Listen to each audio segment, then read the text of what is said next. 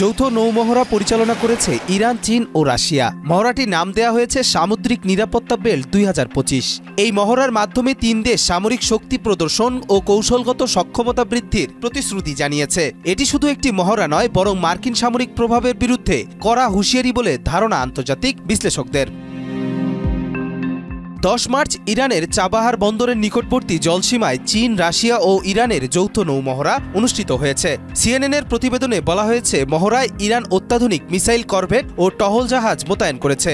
একনল hand wash 100% paraben free, তাই নিরাপদ হাতের জন্য আস্থা রাখুন একনলে। অন্যদিকে চীন ও রাশিয়ার যুদ্ধজাহাজের সঙ্গে কৌশলগত অপারেশনে অংশ নেয় ইরানি নৌবাহিনী। মহড়াটিতে পর্যবেক্ষক হিসেবে দক্ষিণ আফ্রিকা, আজারবাইজান, পাকিস্তান, ওমান সহ মোট 10টি দেশের সামরিক প্রতিনিধি উপস্থিত ছিলেন। এই মহড়ার মূল লক্ষ্য সামরিক শক্তিমত্তা বৃদ্ধি, সমুদ্র নিরাপত্তা নিশ্চিতকরণ ও অংশগ্রহণকারী দেশগুলোর পারস্পরিক সহযোগিতা আরও জোরদার করা। মহড়ায় লক্ষ্যভেদী হামলা প্রশিক্ষণ, জাহাজে অনুপ্রবেশ ও অনুসন্ধান অভিযান এবং উদ্ধার অভিযান সহ বিভিন্ন কৌশলগত কার্যক্রম পরিচালিত হয়। আয়োজকদের মতে, সামরিক মহড়ার মাধ্যমে কৌশলগত এলাকায় নিজেদের শক্তি বৃদ্ধি করাই তাদের উদ্দেশ্য।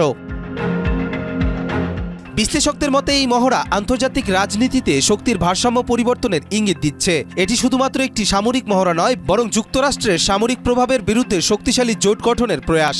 বিশেষজ্ঞদের মতে, ওমান উপসাগর ও হরমুজ প্রণালীর মতো কৌশলগত জলসীমায় এই মহড়ার ফলে পশ্চিমা বিশ্ব, বিশেষ করে যুক্তরাষ্ট্র, চাপে পড়তে পারে। কারণ বিশ্বের প্রায় 1/4 তেল পরিবহন হয় এই অঞ্চল দিয়ে। ফলে এই অঞ্চলে প্রভাব হারালে তা যুক্তরাষ্ট্রের জন্য কৌশলগত দুশ্চিন্তার কারণ হয়ে উঠতে পারে। এই মহড়াকে বিশেষ গুরুত্ব দিতে নারাজ মার্কিন প্রেসিডেন্ট ডোনাল্ড ট্রাম্প। তবে আন্তর্জাতিক বিশ্লেষকরা বলছেন, চীন, রাশিয়া ও ইরানের সামরিক সহযোগিতা বৃদ্ধির ফলে ভবিষ্যৎ আন্তর্জাতিক ভূরাজনীতিতে নতুন সমীকরণ তৈরি হতে পারে, যা যুক্তরাষ্ট্রের জন্য দীর্ঘমেয়াদে উদ্বেগের কারণ হতে পারে।